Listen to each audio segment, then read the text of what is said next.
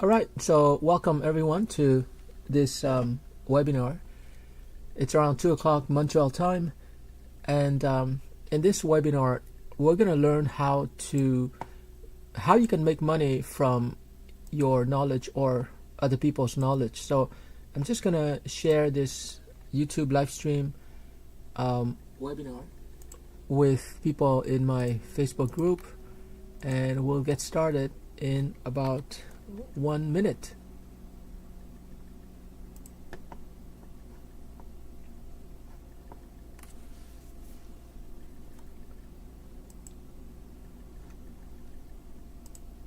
It's around. All right, so I guess we can get started. So let's go over the agenda for this very important and I think probably the most profitable webinar that you'll ever attend if you're an expert or if you're a professional who has succeeded in your field. So first of all, we're going to talk about what is knowledge, and we're going to define knowledge. We're going to define related concepts like intellectual capital, intellectual property. We're going to talk about how to identify your most useful, in other words, monetizable knowledge, because you can know a lot of stuff, but what matters is the extent to which you can identify and capture the knowledge you have that you can sell to other people. So I'm going to share with you a diagram that will allow you to do that. Several diagrams, in fact. We're going to examine case studies, for example, how I was able to create college courses. We're going to talk about the instructional design framework called ADDIE, and we're going to talk about other things that will spontaneously come up as I teach spontaneously as usual. So so if you want, you can take a notepad and you can follow along. It's very important to use a notepad, because it's only when you're taking notes and you're writing that you're really going to learn effectively, and in this case you can apply what I'm teaching to your specific situation.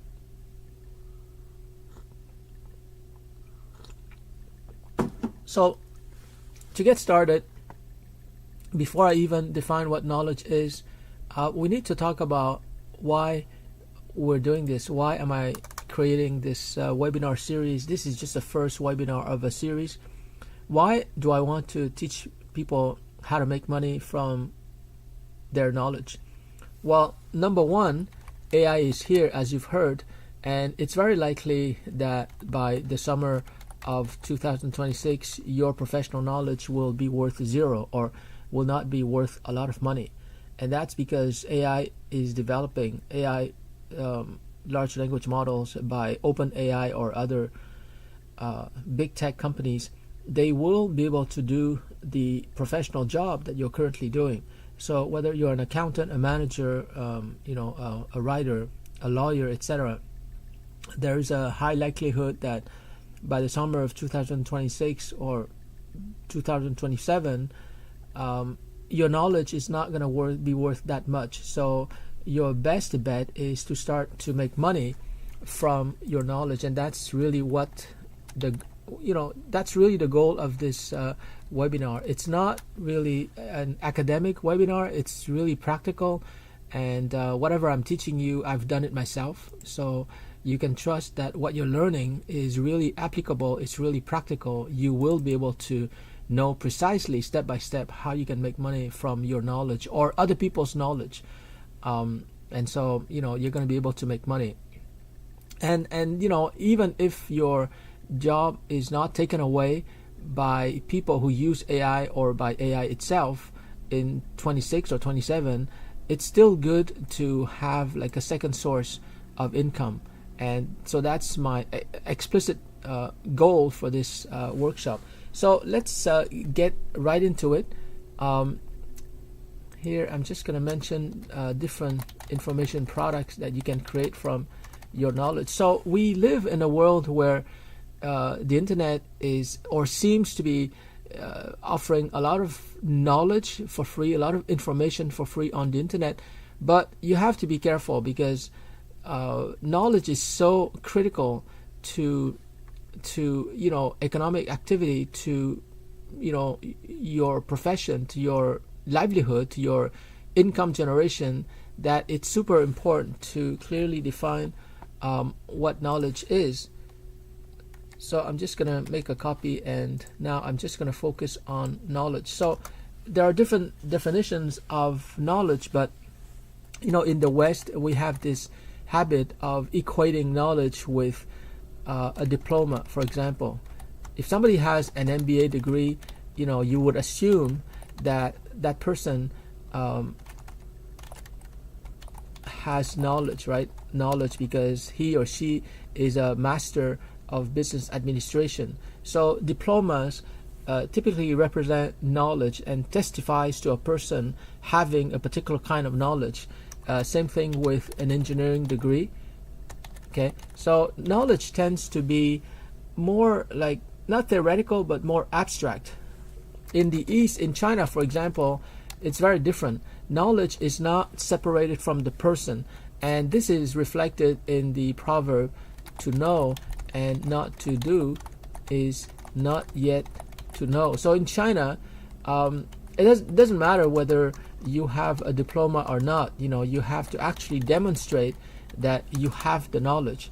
So for example, if you're a black belt karate master, you have to demonstrate through karate forms or by breaking a piece of wood, etc., that you're actually a black belt in karate, right? So you have to demonstrate. In the West, you don't really need to demonstrate. It's more like a diploma. So you have to be clear about whether you or other people, whether you define knowledge as a diploma or as a demonstration.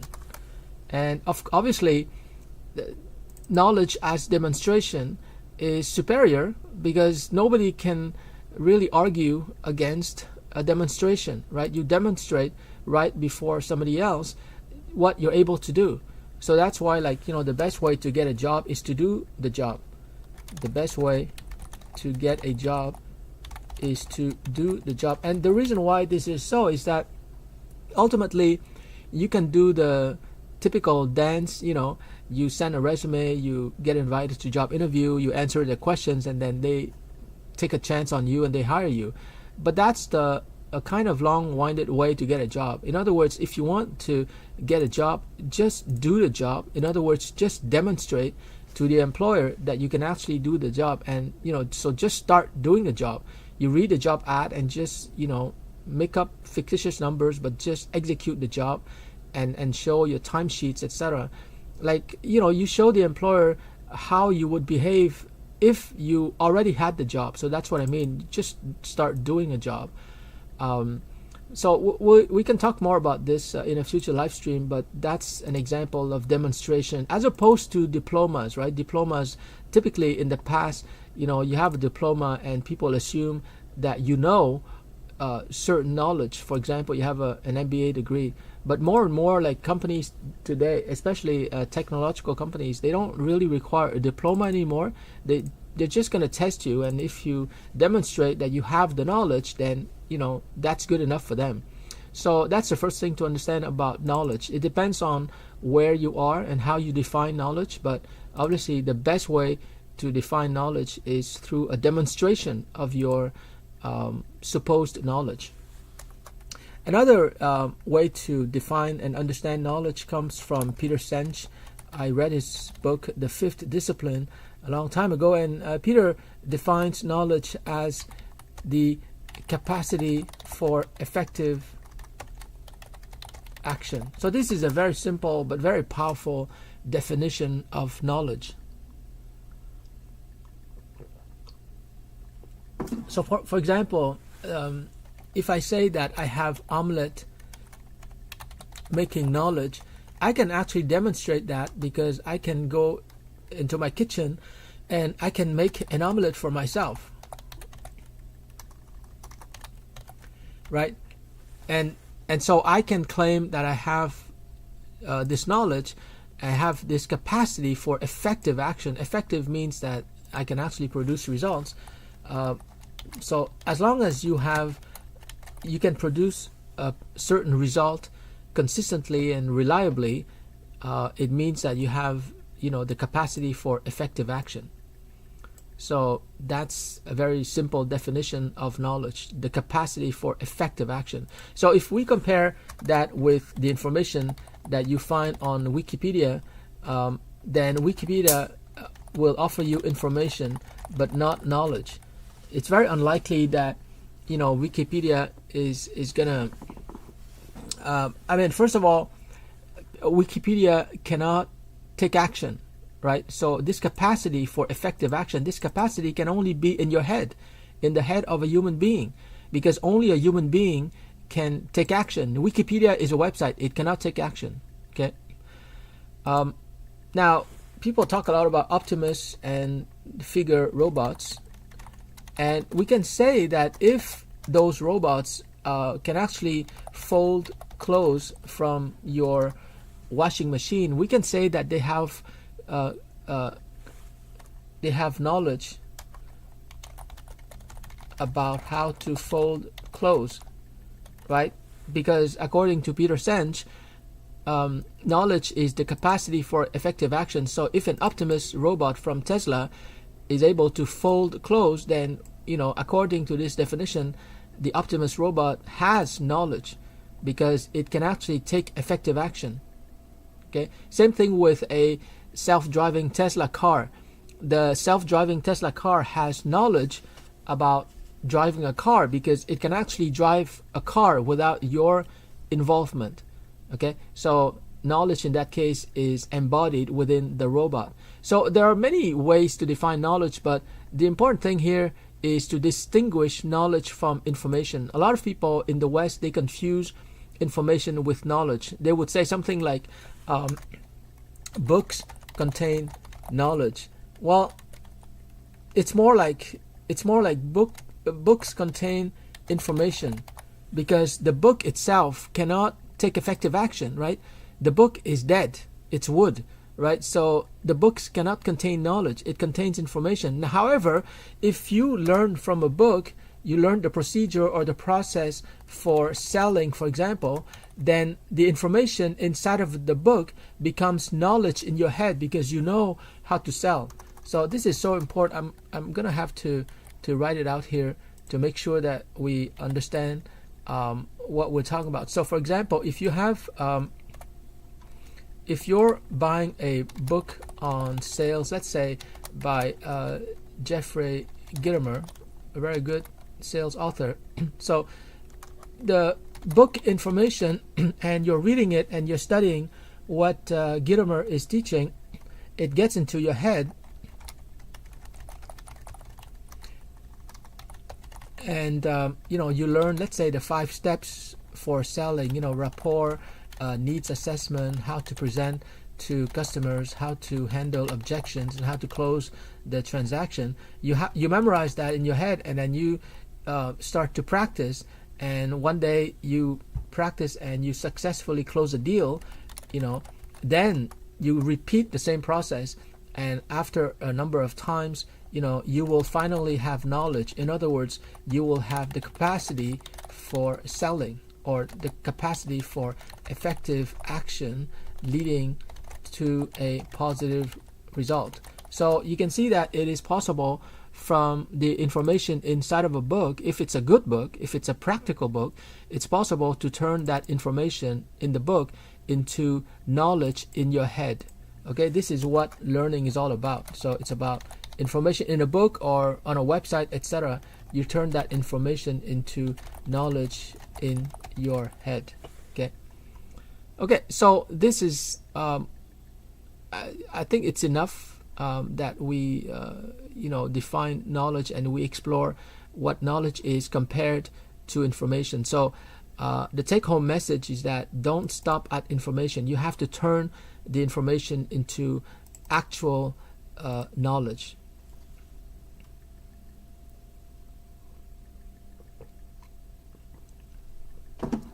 And if you go on LinkedIn, there's over 1 billion users of LinkedIn, we can assume that because these people, most of them anyways, 99.9%, most of them have a job, and therefore we can assume that because they have a job, and typically it's an office job, it's a knowledge work job, we can assume that they have knowledge in their heads, because they're not cashiers, they're not janitors, they're not people who work with their hands like construction workers, etc.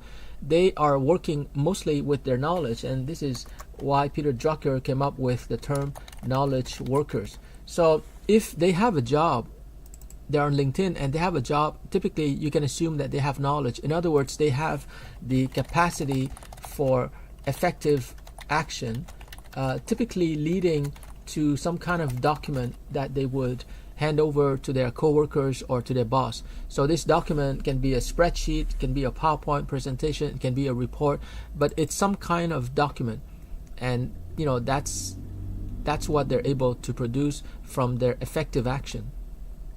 So most of the people on LinkedIn, they have knowledge, but the challenge, and this is something we're going to explore extensively in today's webinar, the challenge is that they have knowledge in the head as opposed to knowledge in the world, and this is going to be a major distinction that can result in possibly tens of thousands or even hundreds of thousands of dollars for people, for the 1 billion users. And actually my ambition is to train all of them, the smart ones, the successful ones, to convert knowledge in their heads into knowledge in the world. So what does knowledge in the world actually mean? Well, it means books, web applications, can even be video games where you're teaching something, it can be software programs that teach you something, it can be source code, it can be a video course, it can be a report, it can be anything that captures the information inside of a person, inside of her head, but now the information is available in the world. It means that someone who is able to export knowledge from her head into knowledge in the world in these types of formats, that person can basically generate passive income, because she can be sleeping and she could have customers who go to her website and they would be able to purchase all these information products, and therefore she can make money, passive income, even while she's sleeping.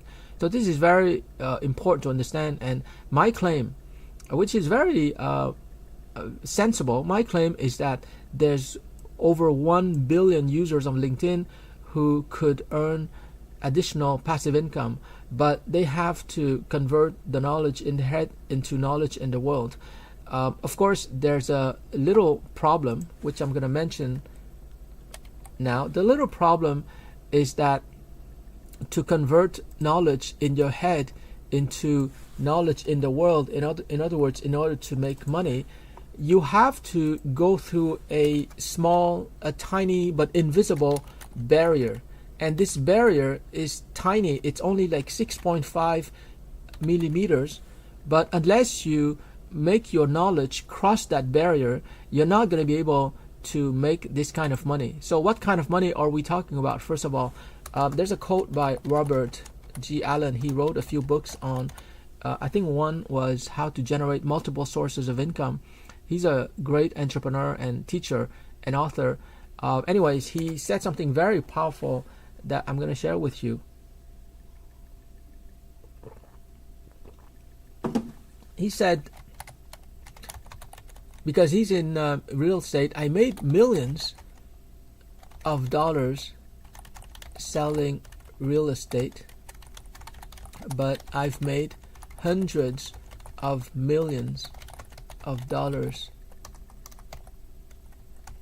teaching people how to sell real estate. So you can see that there's great fortunes to be made when you're teaching. But teaching is not easy. Like, for example, to my knowledge, Elon Musk, even though he's super smart, he's not teaching. He started a school for kids, for helping them to become super smart, but he's not a teacher himself. He hasn't written any books. Donald Trump, same thing. He was very successful in real estate, but Trump University went bankrupt.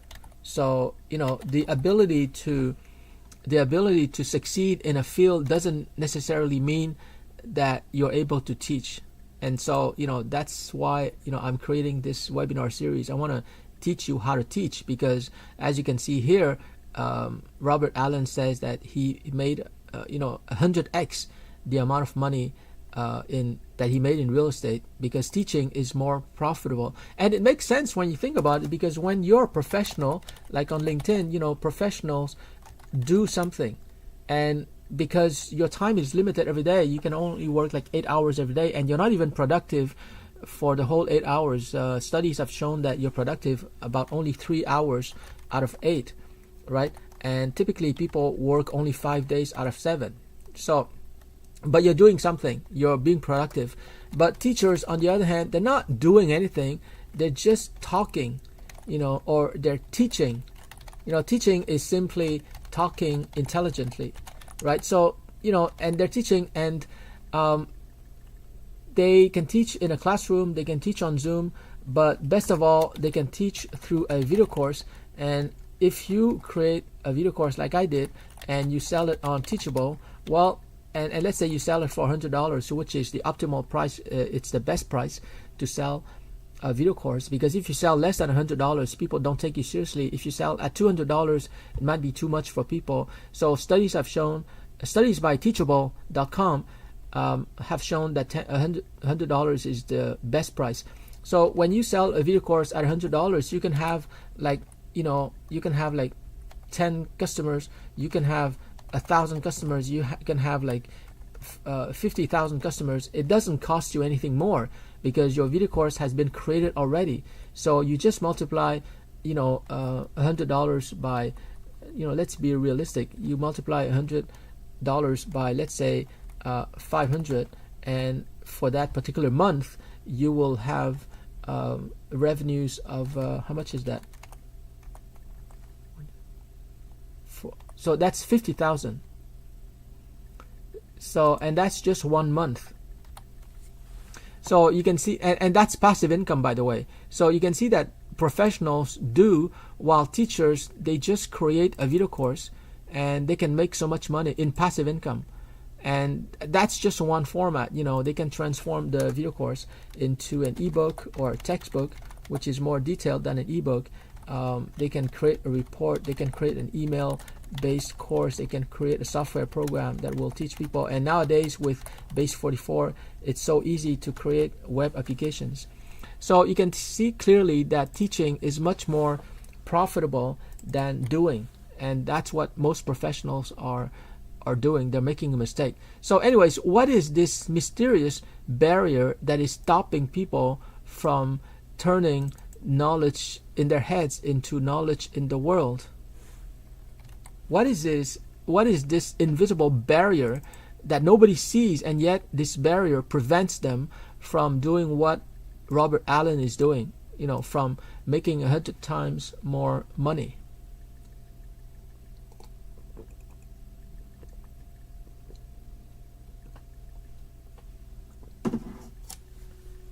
Can you guess what this barrier is?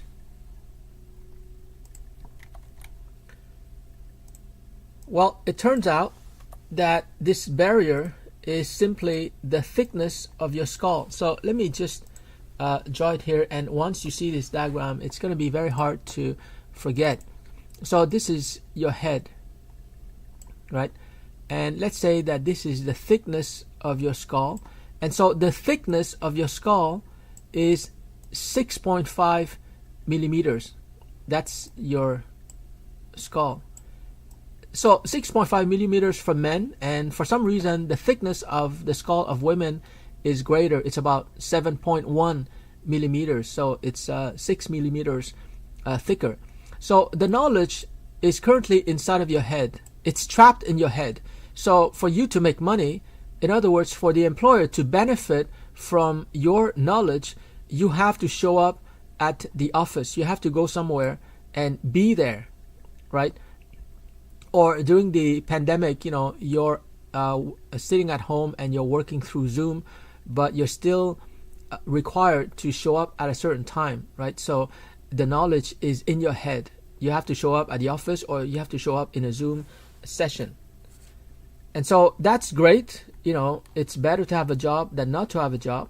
But the problem is that there is this barrier, invisible barrier, that prevents you from making a lot more money than you're currently making, probably 10 times more money. So the challenge for you, your mission, should you choose to accept it, is to make your knowledge cross that 6.5 millimeter barrier, cross that barrier over here.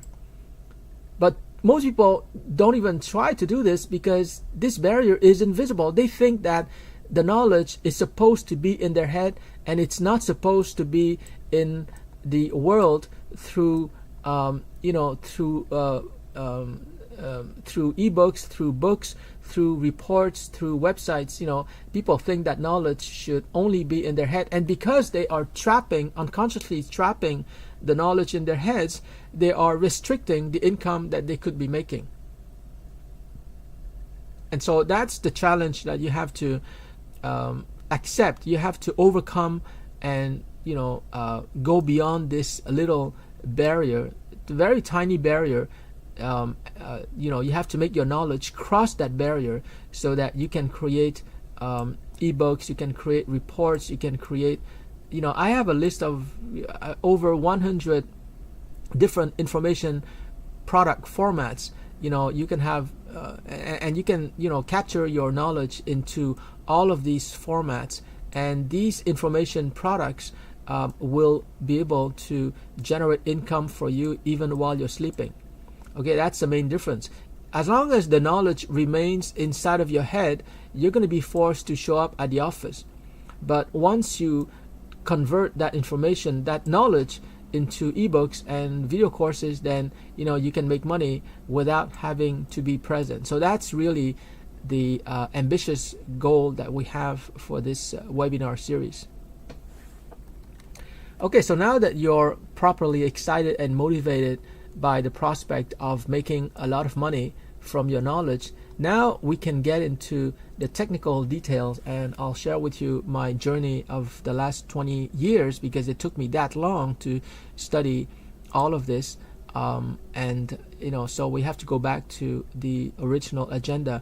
But I have to share with you that this is something that I've been studying ever since 1998. So I'm not a beginner, because in 1998 in my course Managerial Economics at McGill University, I wrote a research paper called Intellectual Capital, the New Wealth of Organization. So I did a lot of research at that time in my economics course, and since then, so that's 27 years ago, I've done a lot of research and a lot of experimentation about knowledge. And so I'm going to share with you now everything that I've learned since then, all the products I've created, all the money I've made from learning how to capitalize on my knowledge and other people's knowledge. So let's take a look at a very important concept that we call intellectual capital, which is exactly what I studied originally 27 years ago.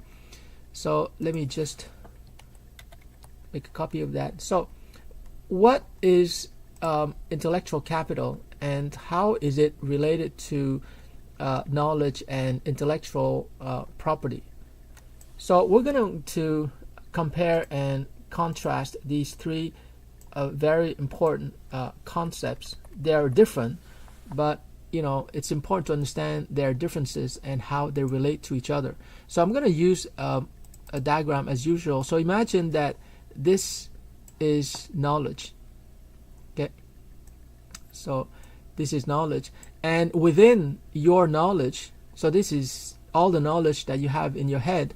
In other words, the capacity for effective action. So it's not information, it's actual knowledge. It's your ability to do something to produce a result. So it can be your knowledge about how to drive a car, your knowledge about how to ride a bike, your knowledge about cooking. You might be into Indian cuisine, you might be into Italian cuisine. That's the knowledge in your head. It's your capacity for acting in a way that results in a tangible output. Okay, so this circle represents your knowledge, and within that knowledge in your head, there is what we call intellectual capital, and there is let me see, let me just write it out to make sure we understand. So this is intellectual capital. So intellectual capital is a subset of your knowledge. Okay, and then we have another subset that I'm gonna call, let me see, let me just grow this because this subset is a little bit too small.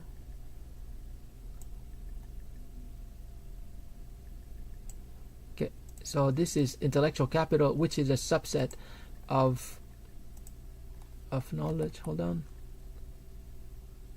Yeah, we're gonna put it like this. And then within intellectual capital, we have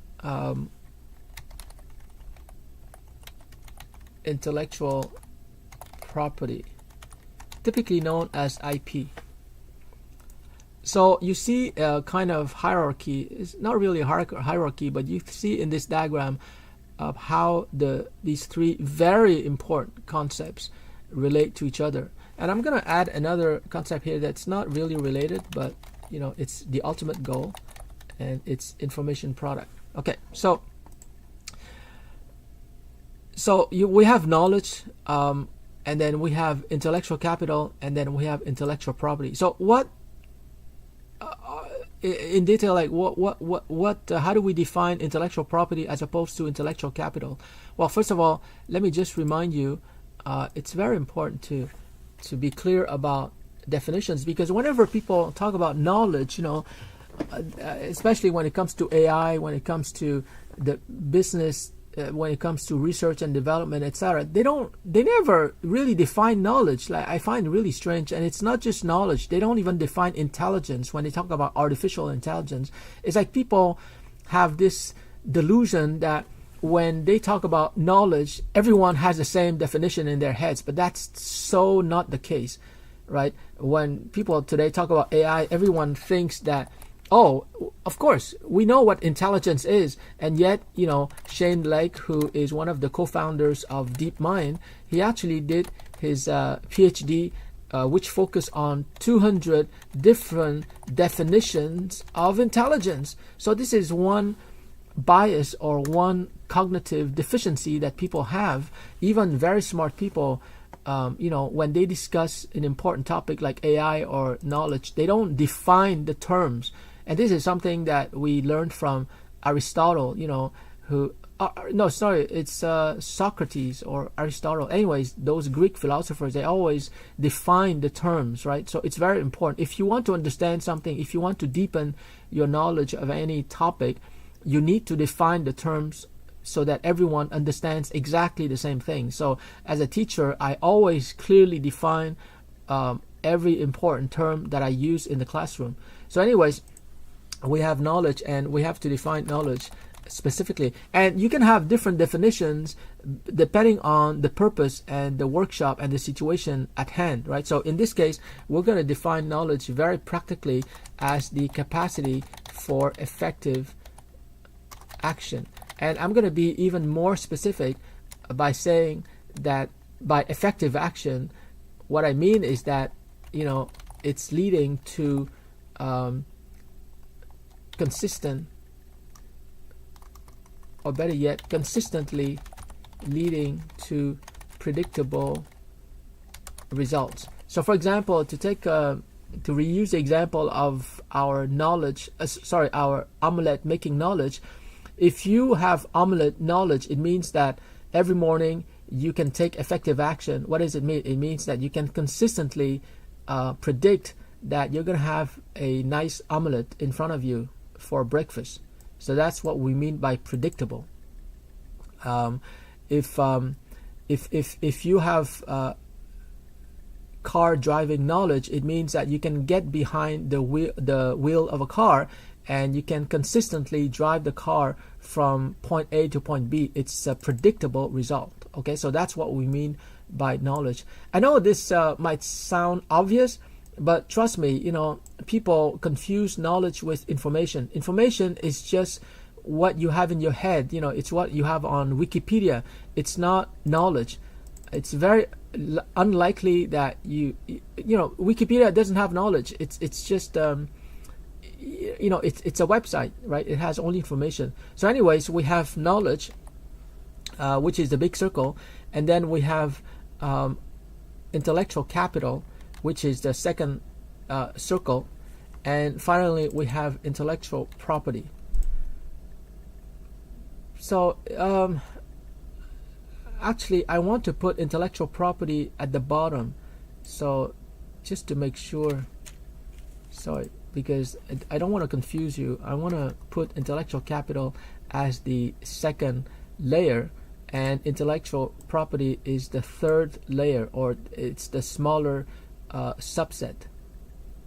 Because visual representation, as we'll see later on when we talk about capital and not just intellectual capital, it's very important. The representation is very important. So in this case, this is a diagram with the three circles. It represents information. It's not knowledge, because when you look at this diagram, you can't do anything with it, right? So this diagram, even though it conveys a great deal of information, it conveys a great deal of information, because a picture is worth 1,000 words, right? But it's not knowledge. And so knowledge is this big circle, and then a smaller subset of knowledge is intellectual capital, and a smaller subset is intellectual property. So let's get into the nitty-gritty detail. So intellectual capital, what is it specifically? Well, there's three types, and this is what I learned from Thomas Stewart. I highly recommend his book. It's advanced book. Just read Intellectual Capital by Thomas Stewart, and I'm going to summarize for you the main thing that you should remember from Thomas Stewart's education system that will help you to understand the three different types of intellectual capital. So human capital basically is the knowledge inside of the heads of let's say employees, managers, executive, blueprints, if it's an engineering firm, etc. So this is what typically we call structural capital. And finally, we have customer capital. So this is the information that you have. Like, I have difficulty with my streaming. Give me just a few seconds to check if YouTube is doing okay. But as you can see from this live stream, by verbalized knowledge, like everything that I've been sharing with you in the last 41 minutes, it would have been in my head, so it would have remained.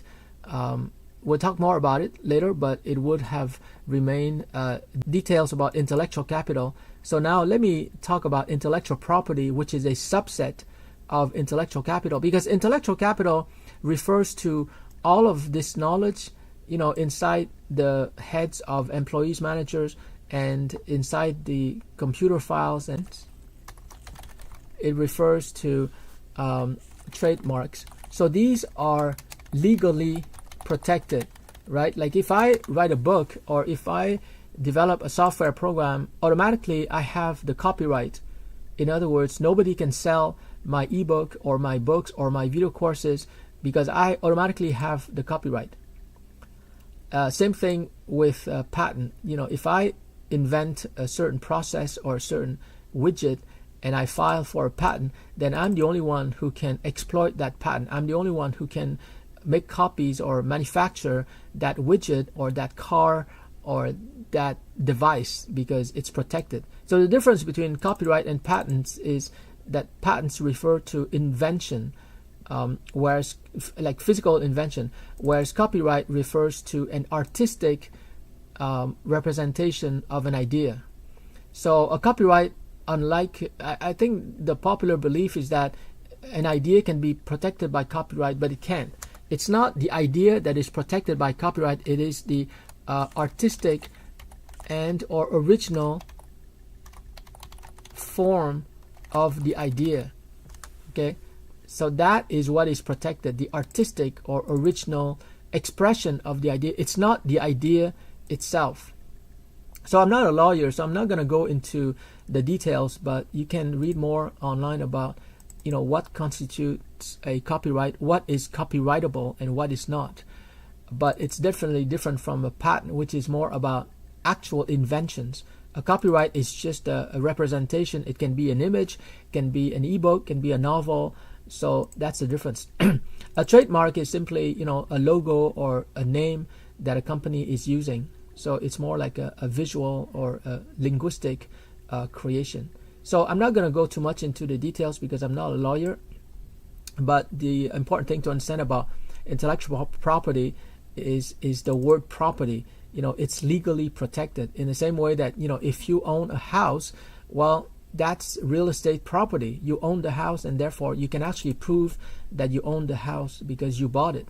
And the notary was a witness to your taking possession of the house.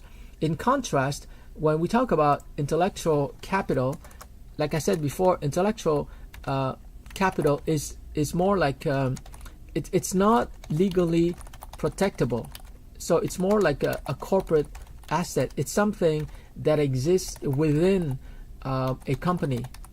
But intellectual property can exist outside of a company, right? The copyright will exist outside of a company. It's not something that is bound to a company. But intellectual capital is bound by the company. So intellectual capital, for example, is the human capital, the knowledge of employees, the structural capital, and the customer capital. So that's intellectual capital. Intellectual property is a subset of intellectual capital. So you can have, like, somebody within a company can develop, let's say, a manual on how to create a result for a customer.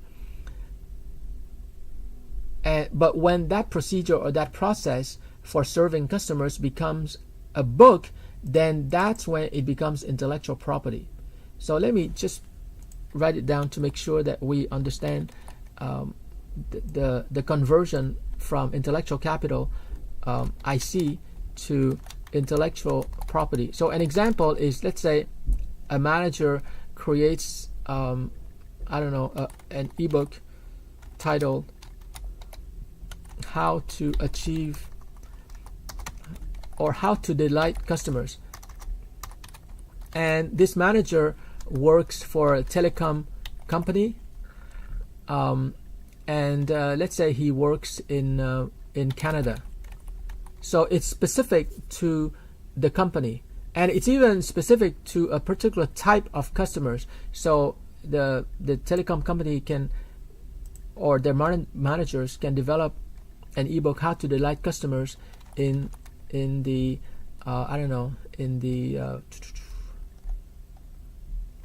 educational sector.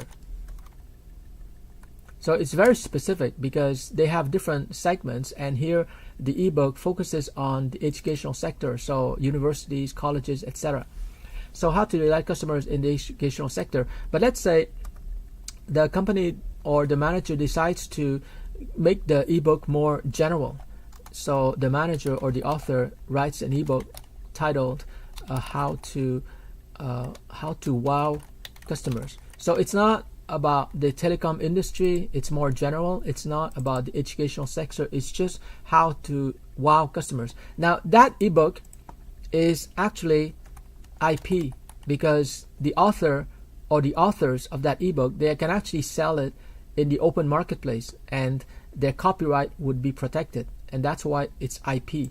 But here it's just an asset or a useful tool that is used for the customer service representatives, right? And so here it's not IP, it's intellectual capital. It's an asset, but it's an asset in a very loose sense of the word, so it's a corporate asset. So I'm going to put asset in quotation marks. But here, when we talk about IP here, this is like a real asset that you can actually make money from. And one example is that, the person who has the copyright to this ebook, How to Wow Customers, he can actually sell a license for others to print the book, and he can issue those licenses because he's the owner of the copyright. He can also enable people to resell the ebook, so he would give them a license to resell the ebook and pocket all the profits, but they have to pay for the license first. So there are so many things that you can do with intellectual property once it's intellectual property. And if you want to learn more about how to slice and dice intellectual property into different formats, you should read The Mystery of Capital by Hernando de Soto.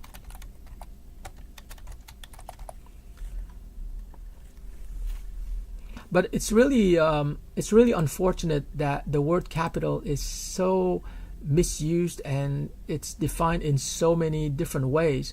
And the remedy is simply to clearly define what we mean by capital in each instance, in each situation. So for example, Hernando de Soto, when he talks about capital, it's a very technical definition. It's the capacity for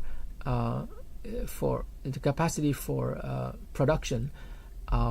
And it's very technical. I'm not going to go into it, but here, when people like Thomas Stewart or everybody else, when they talk about intellectual capital, it's in a very loose sense. It's not really capital like the way that investors refer to capital, which is money or land or equipment. That's the real meaning of capital in the financial sense. But when they talk about intellectual capital, I put it in quotation marks because it's not really capital. It's more like intellectual asset. But even asset, it's not really legally protectable asset. It's just a tool. It's really just a tool that people are using within corporate walls. Really just tools. Okay. So it's like I said before, it's very important to really define what you mean by each term. Like, don't take it for granted that people will have the same definition. Definitely, chances are they will not have the same definition. So you have to define clearly. And when you're using a word that is often used like capital or asset, which the best use is really the financial use, of an asset. But when you use those official terms in a casual or in a way, you should really use quotation marks. And I'm being very rigorous about that because my approach to making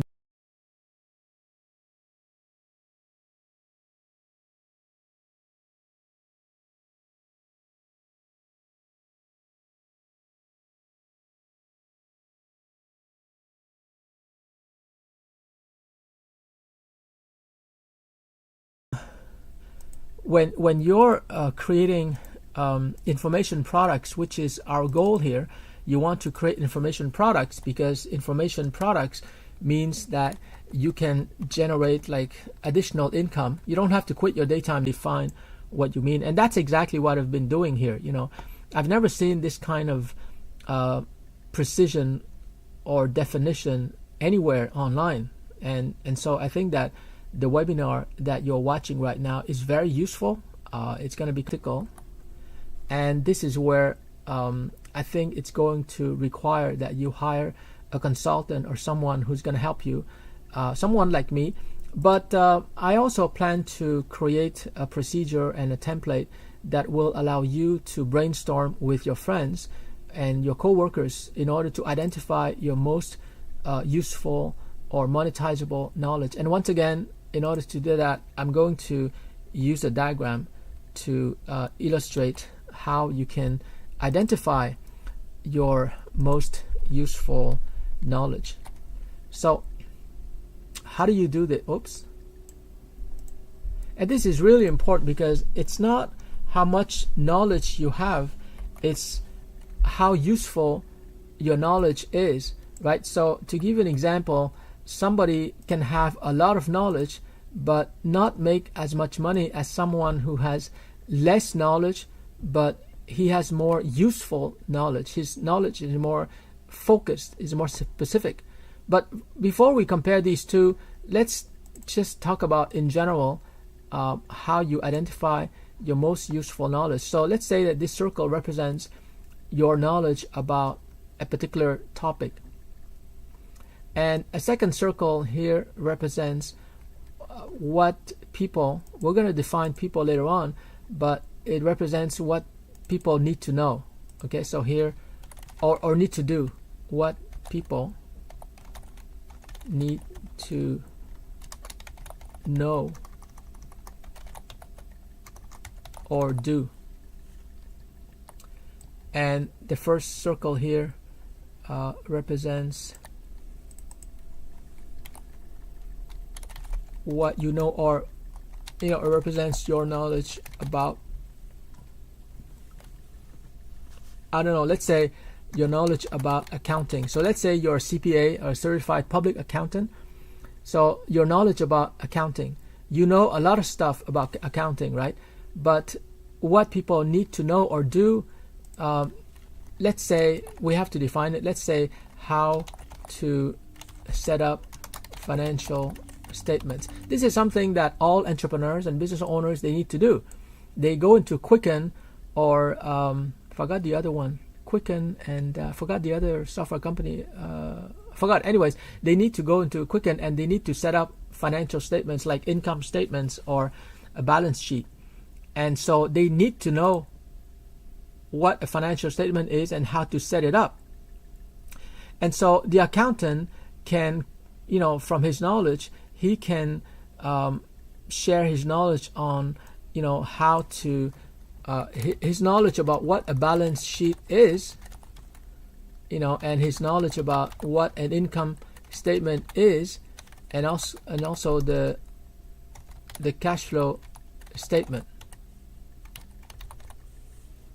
And so this knowledge about that the accountant has is going to be monetizable, because it's part of the circle. It's part of what people here need to know to set up their financial statements.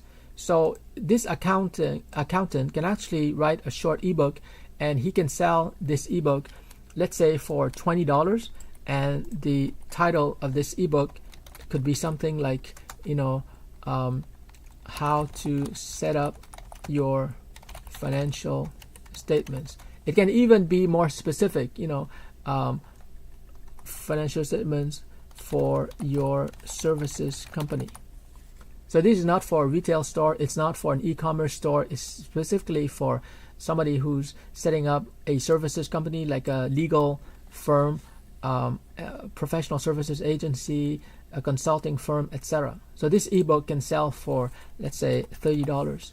And $30 is really nothing, because it's absolutely necessary for entrepreneurs and business owners to set up their financial statements. That's the only way they can track the performance of their company. And so you can see here that this accountant can have a lot of knowledge, but the only knowledge that matters when it comes to making money is the knowledge about this, because this is what people, or specifically what entrepreneurs, need to know. So this is a visual diagram of how you can identify your most useful knowledge. It doesn't matter how big your circle here is. It can be very big. What matters is just the overlapping area here. And the overlapping area here refers to the knowledge that you have, which is relevant to what entrepreneurs, or what your audience really needs. Okay. So, for example, if we have a second person who has a smaller circle, like over here, but this second person can still make money, because what matters is not how much you know, right? Like this person is an accountant that has 20 years of experience, and this junior accountant here with a smaller circle, he has only like 2 years of experience. He has an accounting degree from university. He has only 2 years of experience, and still he can make the same amount of money as the accountant who has 20 years of experience, because the 20-year veteran can have a higher salary because of his experience, but in terms of information products, they're both the same, because entrepreneurs just need information about how to set up financial statements or anything like that. So I think this is a source of hope for a lot of young professionals who have, like this person, they might have only 2 years of experience, but still they can make money if they learn from me or from people like me how to extract their valuable knowledge and create an ebook. Now, I mentioned the ebook, second one is webinar, a third one is a course, and after that you can even have a boot camp of a few days. And it's intensive. A boot camp is like a course, but it's more intensive, it's more practical, it's more like a workshop. But like I said, knowledge, your intellectual capital, and creating intellectual property. So information products, they can be like 100 different formats. You just have to choose the format or the formats that is most suitable for you. So if you're good at writing, then you can write ebooks. But now 5 different college level courses, and this is very advanced, but I just want to give you an idea of what you're going to be learning when you join my Intellectual Capital Academy. This is really the ultimate, by the way, because I'm going to talk about how I developed like courses lasting 15 weeks, and every week students would go through 3 hours of classroom training. And I'm also going to talk about ADDIE, the framework.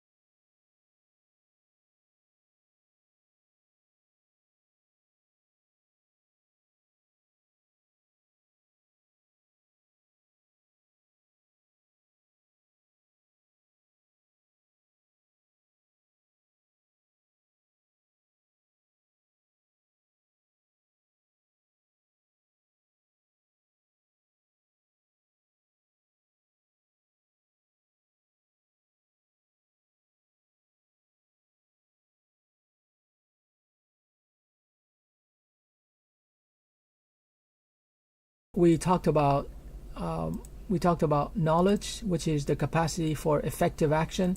So just remember that my definition of knowledge has to do with the capacity, not the action itself, but the capacity, the ability to take action that will result in tangible outcome. Okay, so that's what we mean by knowledge. It's very practical. Or when you start writing books, include as many diagrams as you can. So it's possible for, let's say, a teacher, this is the knowledge of the teacher to teach a lot of stuff in the classroom, but there's only a portion of what he's teaching where he's getting, because I've never worked professionally in an email marketing position, like professionally. I've been in charge of writing copy for an association that has over 10,000 members. So I did write, communications for all of these techniques. But in terms of actually mastering a skill within email marketing, I would be only confident about copywriting and a few other skills, but copywriting is what stands out. So, when you're learning from a teacher, the teacher doesn't have to be a master at something. He can teach you a lot of useful concepts so that you have fluency and you have clarity about, the techniques, etc. So it's really learning at a mental level. It's classroom level. But when you want to go further, it's not education, it's really training. So training is about actually practicing your skill. And when you practice, you need coaching, you need feedback. But after education, you're getting into action mode and you're training and you're producing results. And after training, you have implementation where you're implement. So at the training phase, it's not necessarily the real world. It's mostly training in the classroom under the supervision are education, training, and implementation. All right, so let's go back to our recap. So we talked about the differences between knowledge, intellectual capital, and intellectual property.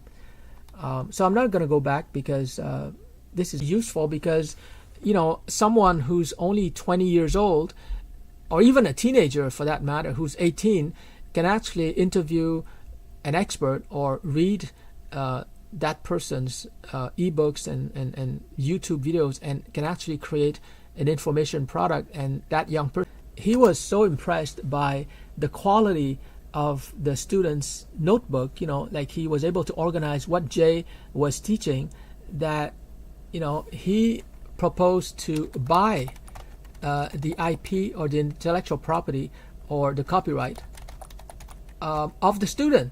So this is really amazing. It's fascinating because Jay Abraham taught that student, right? Everything that a teacher, and can actually create something original, and he can sell this original notebook back to the teacher. I mean, this is really, really amazing. And technically speaking, you could say that Jay provided this value can be sold. So this should give a lot of people hope that they can study the teachings and the valuable information of very smart people and teachers like Jay Abraham, and they can actually resell not just to the teacher but to the marketplace. So for example, if you attend my courses on email marketing or on sales project, a way that is artistic and original. So here's an example. Naval Ravikant is a kind of business philosopher. He's probably the one person that I aspire to become, like partially, because he's very smart in business as an investor, an entrepreneur, but he's also would contain the wisdom of Naval, but it would be in a form that is unique, because you would write stories, you would summarize, you would make drawings, etc. So you can actually take someone's extremely valuable knowledge, maybe there's not enough information, but a video documentary on him, on Elon Musk, on Peter Thiel, on Bill Gates, on Steve Jobs. There are several biographies of Steve Jobs. So you can create a video document succeeded already. So that's a very easy way to not only create ebooks and make money, but while you're producing those ebooks, you're going to be learning a great deal from these people. And the video documentary or the ebook writing forces you for people. You have Chris Williamson, who's one of my favorite podcaster. He interviews a lot of smart people. You have another YouTuber, I forgot his name, but Diary of a CEO. So these are guys who are smart in themselves. They are success. Is that it's the idea of a forcing function. A forcing function. Let me just create a new. A forcing function is very important because I don't know if you've noticed, but I've been a student of success. I've been analyzing themselves to do what they must do. And so I'll talk later on about the idea of non-freedom. But in my opinion, especially today with the internet, there's information everywhere online, like from your smartphone, because if they appear on YouTube, they basically appear to potentially millions of people. So everything that you need to know in order to succeed is available for free online. So it's not a lack of knowledge. People fail not because they don't know. You can get yourself to do what you know you must do. You have to find a way to get yourself to do what you know you must do. So in this case, for example, so let me just put the general principle, how to not motivate. Like motivation is a very freedom leading to freedom. And non-freedom basically means that you have to have a forcing function or an environment is a mechanism or environment. There are many names, and you can find a book that teaches you broadly, maybe not like an exact recipe, but it teaches you broadly the process to the knowledge that you need to do what you need to do in order to achieve your goal. So what is this mechanism that will force you to do the required action?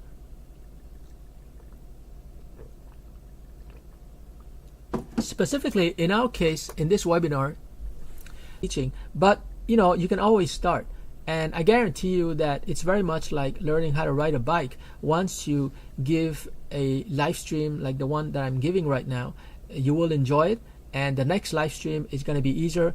And nowadays, like almost every day when I have my coffee, I can live stream. Just verbalize what you know.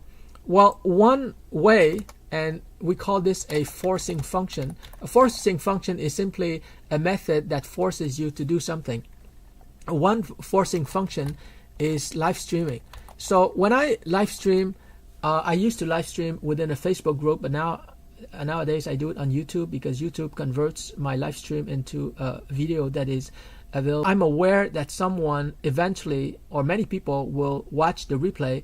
It forces me not only to do live streaming, but to do the best live stream that I possibly can. So it's similar to, if you were at home eating alone by yourself, you're going to cook something, right? But you're going to do it very quickly, and you just want to have supper, and after that you want to do something else. Guests coming over to your house, then suddenly, or might not be relevant, but I find it super interesting.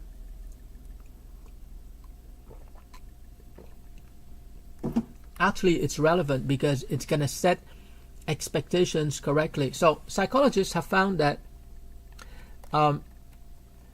when you have an audience, okay, if you're good, audience will make you perform, to be aware of, because no matter what your capability is, when you live stream or when you teach for the first time in a Zoom session or in person, and this is your first time, you have to be aware that you're probably gonna off, and therefore you do your best work. I don't know exactly, but this is what researchers have found. This is the impact of an audience on your performance. But the overall idea here is that you've got to have an audience, because the audience will force you to become accountable for what you're doing and for what you're saying. If you don't have a forcing function, in other words, if you're not live streaming, then the knowledge articles, and I'm going to invite my 21,000 connections to consider that statement. If they're not teaching what they know, they're making a big mistake. I wanted to say something, I forgot. So the first stage is when you do something and then you practice over and over, and you become excellent, or you become superior in your performance. So we're going to say performance. And after that, the economic phases, or and then after that, after you have taught in Zoom, etc., you can actually create a video course or a product from your knowledge. So here you can actually make money even while you're sleeping. So that's the third level. The fourth level here is a software program or web applications. Sorry, the web apps don't appear here. The web applications and software programs are more money more easily because leverage refers to the ratio between effort and performance, or effort and results. So anyways, let's go back to what we talked about here. This is such an important statement. It's very provocative, but I can actually back it up. And they omit to teach because the idea of teaching what they know never occurred to them. Like for some reason, they've seen other people like themselves teach, right? But they have certain definitions or certain beliefs about teaching that somehow prevent them from teaching. Shares of a publicly traded company, whether it's rent from real estate, commercial real estate that you own, you want passive income. Everybody wants passive income. So it's not a question of desire. It's a question of like mistaken definitions, several obstacles. And so let's explore those reasons, because I'm a big believer in the following formula that I want to share with you. Success in any field, or abundance, whatever you want to call it, and rooms, then the interference is not external. It's not your circumstances. If you live, I don't know, in a country in Africa, in a rural village, there are no classrooms, no computers. Well, yeah, the interference is very much circumstantial. It's very much your physical environment. But if you live in Italy,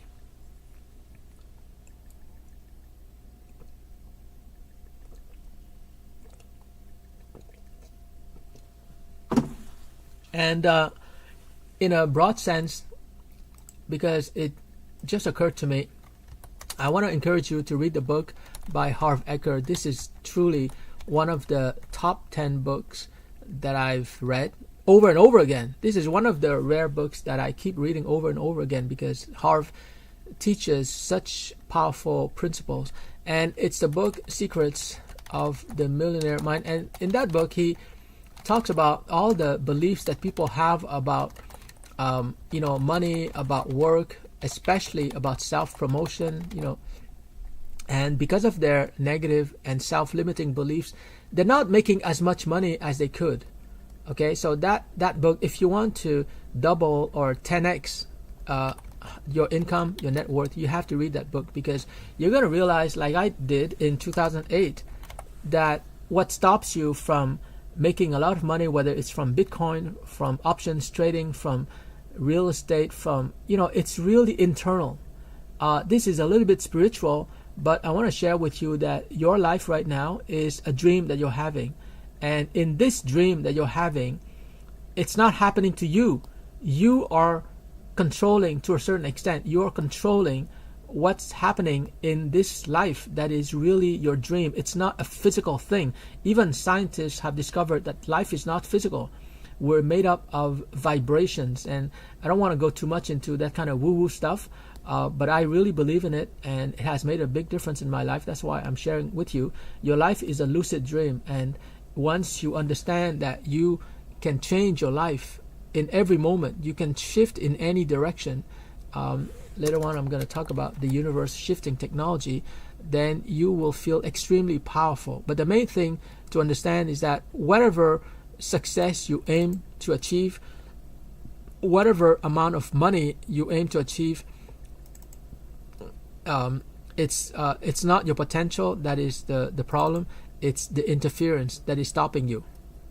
So let's talk specifically about the beliefs that people have and the definitions that they have that prevent them from teaching what it is that they know. Because as we've seen before with the student of Jay Abraham, you can just watch a couple of videos on YouTube and you're going to be ready to teach something.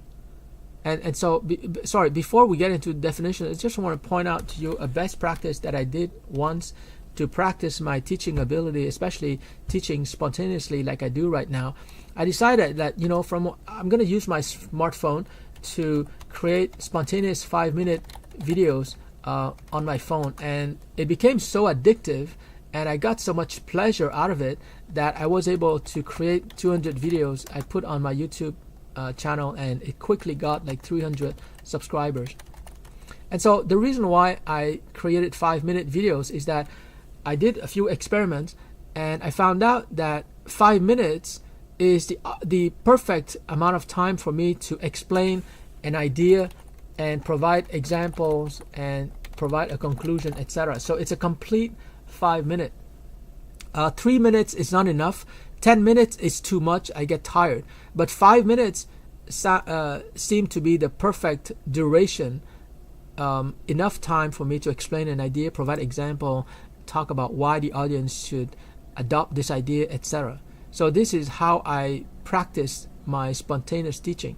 So anyways, let's go back to the definitions and the beliefs that people might have that somehow subconsciously prevent them from teaching what it is that they know. First of all, if you have a mouth, you can teach, right? If you have a mouth and you can speak English or any language, could be French, German, you can teach in your own language. You can go on YouTube, which is free. You can use your smartphone, which you paid for already. Everything is free. Everything is set up. So why aren't you teaching? Well, you're not teaching what you know right now, and your knowledge is likely to be very valuable to a lot of people who are behind you, like they want to become like you in some way.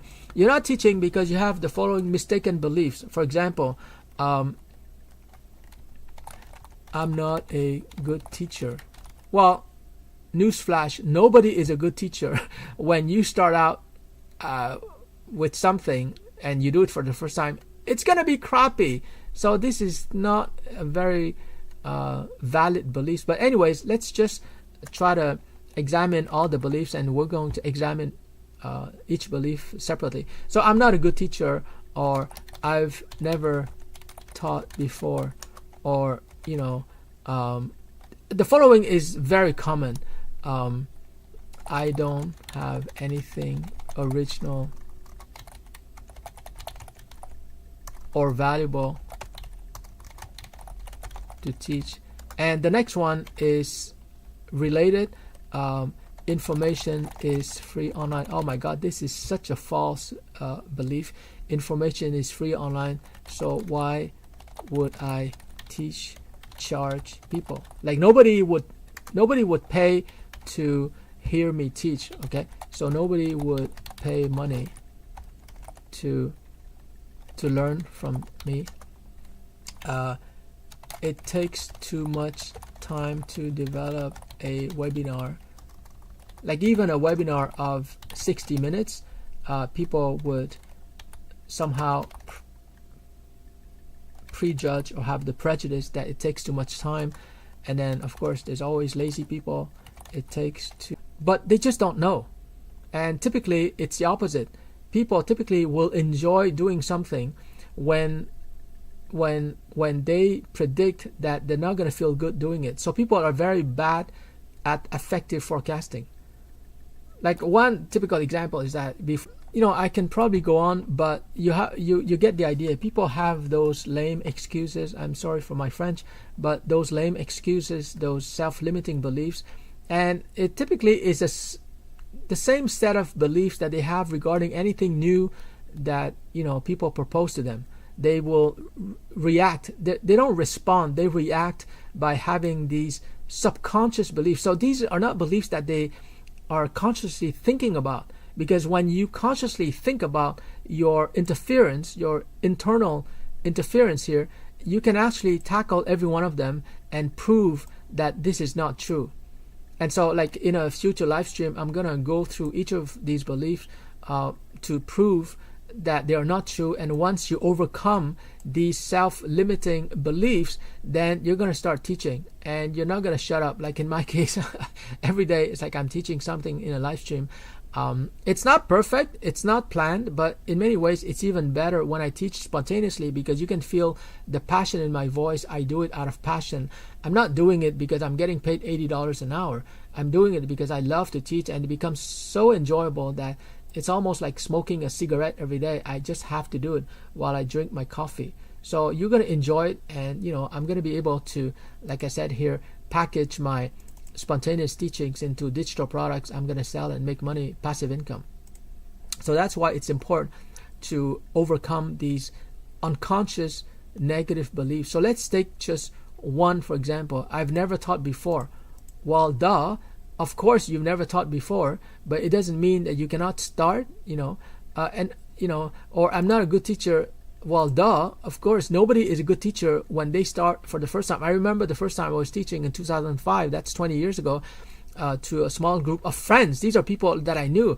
I was teaching a career workshop, and I remember I was sweating bullets because it's the first time that I'm teaching something. And not only that, but no, actually, it's not the first time that I'm teaching, but I was teaching a completely new workshop on career management. I was sweating. I didn't know what I was doing. I was afraid that people would conclude that Peter doesn't know what he's talking about, even though these are my friends, right? So just to tell you that, it's you're not going to be a good teacher at the beginning, but you have to start. And whatever your level, when you start, it's the worst ever level that you're going to be at, because the next time you're going to be better, you're going to be better, you're going to be better, and you're going to keep improving all the time. It's automatic. You're never going to get worse. Like, even if you don't consciously try to improve, you're always going to get better, because doing something over and over again, it's automatic. You're going to be learning automatically. You don't even have to consciously focus on your mistakes. You're going to be better, you're going to be faster, you're going to be more convincing. So this is not a good excuse. It's not a valid belief.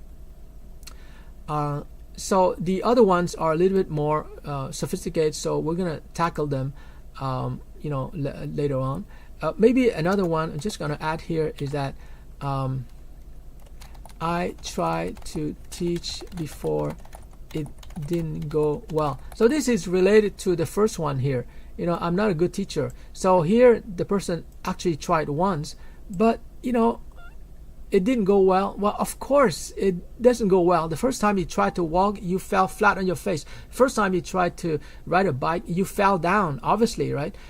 So it's always like that the first time you do something. So there are tons of excuses, but you have to keep remembering, and this is part of self-motivation, you're going to have to make some effort to overcome these beliefs. But once you do and you start teaching, after that you're on easy street, because once you start teaching, I guarantee you that it's going to get better, you're going to enjoy it, and you're going to be able to create two or good successful entrepreneurs or investors.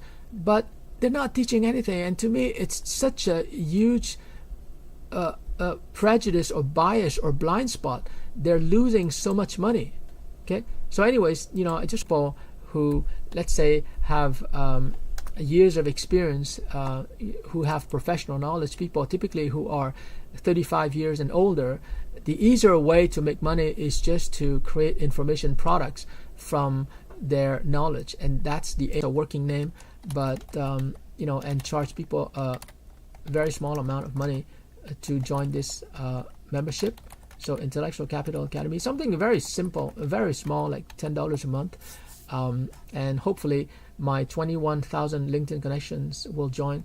Provide more details about the payment and everything, but